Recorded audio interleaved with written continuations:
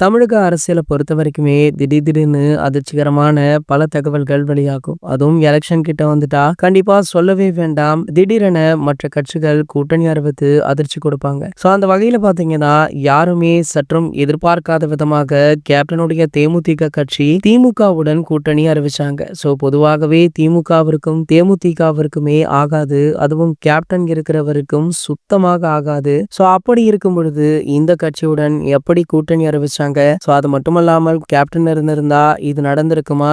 ஏன் இதை பற்றி யோசித்து கூட இருப்பாரா? பிரேமலதா இப்படி எல்லாம் செய்யலாமா? இதெல்லாம் பச்சை துரோகம் அப்படின்னு சொல்லி அந்த கட்சிக்காரர்கள் மற்றும் கேப்டனுடைய ரசிகர்கள் பிரேமலதா விஜயகாந்த் அவர்களை வசைப்பாடிட்டும் இருக்காங்க. மேலும் இந்த முடிவு பிரேமலதா விஜயகாந்த் மட்டுமே தான் எடுத்தது அப்படின்றதுமே தெரிய வந்திருக்கு. காரணம் என்ன அப்படின்னு பாத்தீங்கன்னா, திமுகவுடைய கூட்டணி அறிவிப்புக்கு கேப்டனுடைய 2 மகன்களான விஜய பிரபாகரன், சண்முக பாண்டியன் ஆகிய 2 பேர்ல ஒருவர் கூட வரல. ஆகையால இந்த முடிவு முழுக்க முழுக்க பிரேமலதா விஜயகாந்த் அவர்கள் எடுத்தது அப்படின்றது தெரிய வந்திருக்கு. இந்த நிலையில கேப்டனுக்காக பலருமே பிரேமலதா விஜயகாந்த் அவர்களை திட்டி தீர்த்துட்டு இருக்க நிலையில பிரேமலதா அவர்கள் தற்போது இந்த சம்பவத்திற்கு வருத்தம் தெரிவிச்சிருக்காங்களா.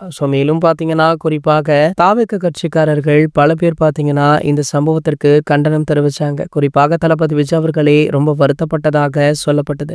இந்த சம்பவத்திற்கெல்லாம் பிரேமலதா விஜயகாந்த் அவர்கள் மிகவும் வருந்திருக்காங்களாம். இந்த தகவல் தேமுதிக தரப்புல இருந்தே வெளியாகி வைரலுமே ஆகிட்டு இருக்கு. இது போன்ற செய்திகளை பத்தி நீங்க உடனே தெரிஞ்சுக்க நம்மளுடைய சேனலை மறக்காம சப்ஸ்கிரைப் பண்ணிக்கோங்க.